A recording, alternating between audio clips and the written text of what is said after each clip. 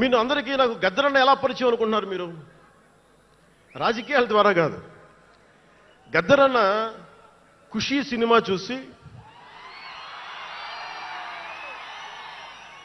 మా అన్నయ్య గారిని పట్టుకొని మా అన్నయ్య గారి దగ్గరికి వచ్చి, మా పెద్దన్నయ్య గారి దగ్గరికి వచ్చి, మీ తమ్ముడిని కలవాల్సిందే నేను. మా అన్నయ్య ఫోన్ చేశారు, అని నేను గద్దర్ గారు కలుస్తారంటాను. నాకు గద్దర్ గారంటే ఇష్టం చిన్నప్పటి నుంచి, మా నాగబాబు గారి దయ వల్ల.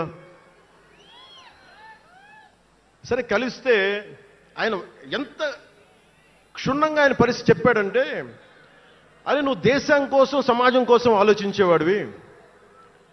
నీ ఏ మేరా జహా అనే పాటలో నువ్వు భరతమాతని సంఖ్యలలో బంధించి పెట్టావు కదా, నీ భావం నాకు అర్థమైందిరా అన్నాడు. నువ్వంటే నాకు ఇష్టం రా తమ్మి అని చెప్పి ఆ రోజు నుంచి మాకు స్నేహం. అది నాకు అన్నా తమ్ముడ బంధమైందని ఆయన చనిపోయేలోపు.